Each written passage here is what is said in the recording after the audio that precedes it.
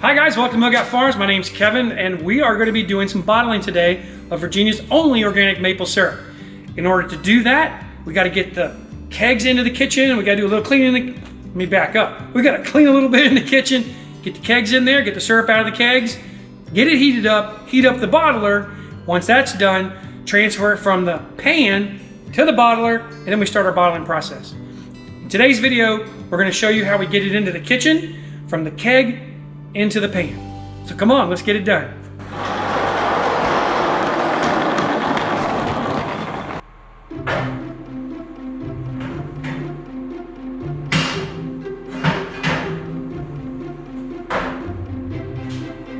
Okay, that's heavy.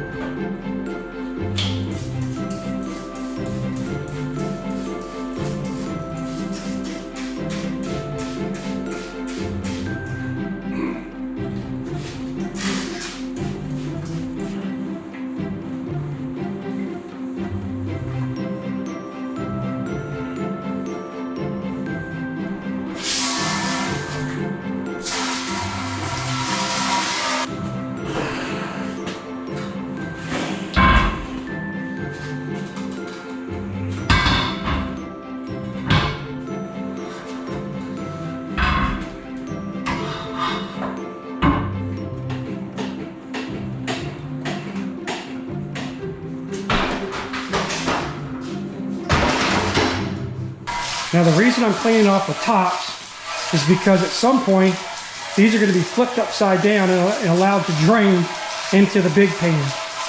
So anything that's in it on it may fall into the big pan, and it's a matter of eliminating the variables.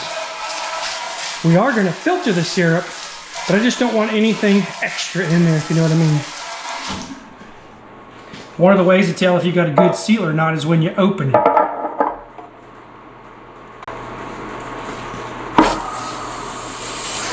There you go. That lets me know that this is sealed, it's fine, and there's no funky stuff inside. Now every time, oh God, that's good.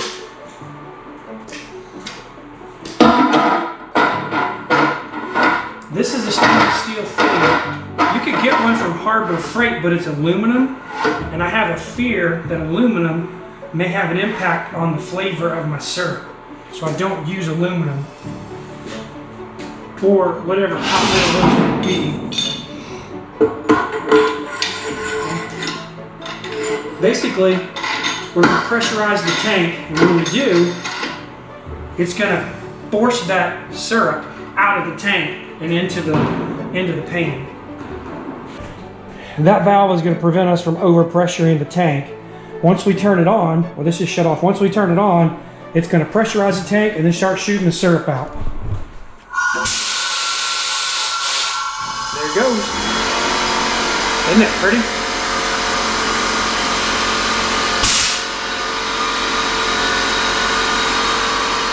Now one of the challenges is once you get almost to the end, it'll blow air in here, and that's a problem. It'll push that syrup all around the wall. You definitely do not want that. So I'm constantly checking the keg to make sure it's emptying. This process here takes about a minute to 3 minutes, depending on how much you want to manage it. I tend to go a little bit longer because I don't want anything blowing up in the sides of this thing.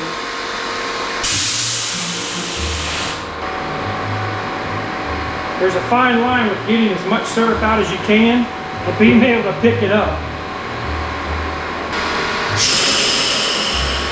Right now I'm just going to let it sit for a second. Everything's going to drain back down into it, and I'm going to open up another keg. What I'm doing is allowing the syrup to drain back into the keg. Let me show you what I mean. So the syrup was all inside of here. Now it's going back down into the keg. Just a moment. We're going to pull the cap of this one, put this fitting into that one, and then pump that one in. This keg will go on top of here along with that keg once it's done. That way we get all the syrup we possibly can into the That way we get all the syrup we possibly can into the pan and not waste any of it. You can see the syrup kind of dripping back. It's going into our second keg here. While that's dripping back, I'm gonna go ahead and set up the bottler. When I say set up, I mean I'm gonna plug it in, kind of get it ready. I'm gonna have to clean it in a little while, but it's gotta heat up too. So this takes probably an hour and a half, 2 hours to heat up, because what we have here is we have a water jacket in here.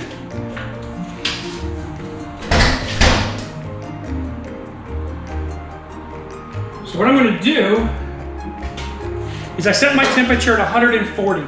I know that when it comes off here, it's going to be around 190, maybe 200. The difference of the two is approximately 180 or thereabouts. And that's what I want to bottle at, is like 180 and above, but below 190. Let me correct that. This is going to be almost at a boil, which is around 210. Maybe a little higher, maybe a little lower. And the average of the two will get me to around 180.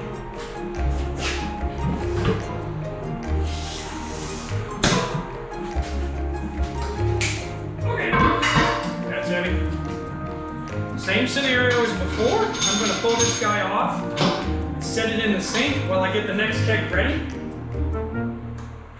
Oh boy, that's good. Cap still on this guy. We're listening for...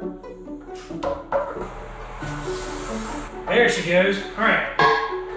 Every time I open one of these, check it out. Dump the water. Oh my gosh, that's good. While holding the top in an arch position, that's open, this is closed, this is now closed, this is closed, it's time to open them up.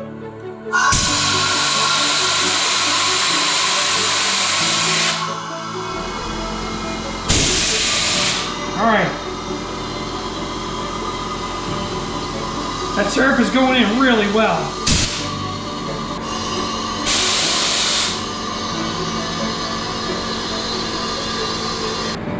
It's pretty unusual for me not to blow air through this thing and splatter it everywhere.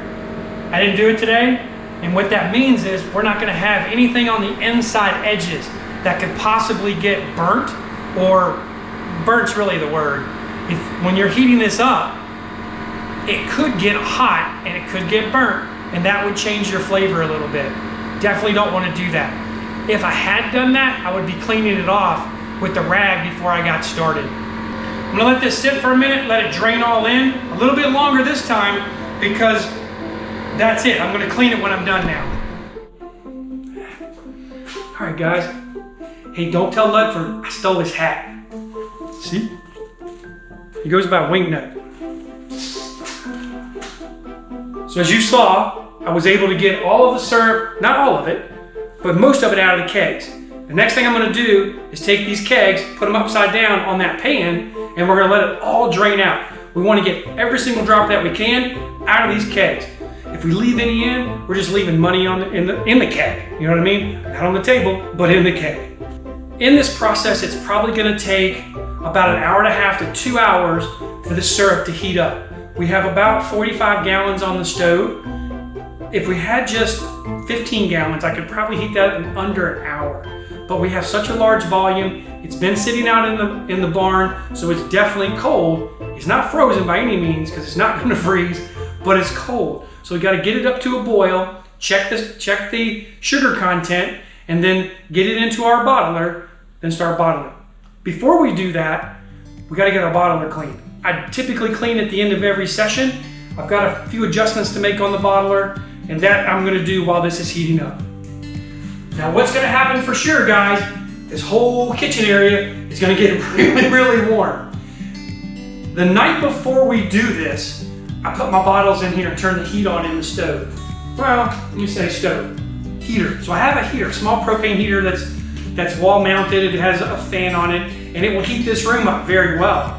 Believe it or not, my stove and the pilot lights is what we heat this thing with 99% of the time. Only do we turn on that one when we're about to bottle, so we can heat up our glass and get it warm. The glass doesn't have to be hot, but it's gotta be warm. If it's not warm, you're gonna crack bottles every time you put some syrup into it. Hot syrup, cold glass, bad idea. So we've got that spent the night in here. It's a little bit warmer. I did not move or do this process yesterday because yesterday was the Lord's Day. And so I felt like this is work. This doesn't need to be done then. I got up a little early this morning and that's when I got it done. The next step in this process, get the tube put up, get the kegs on the top, and that's going to be it. So before I get this done, guys, I want to say thank you. Thank you for taking your time to watch our videos. It means a lot to us. Consider giving us a thumbs up. And until next time, God bless you guys.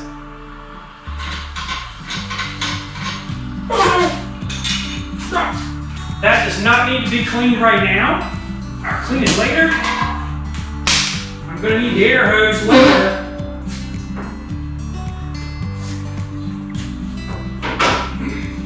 Alright guys.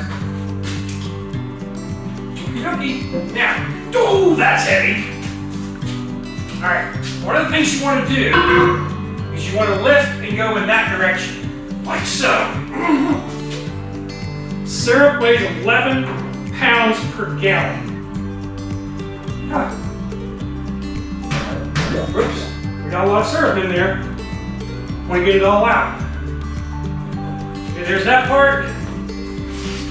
Oh, goodness gracious, that was a bad idea. Bad idea. We should have pulled more out of this one.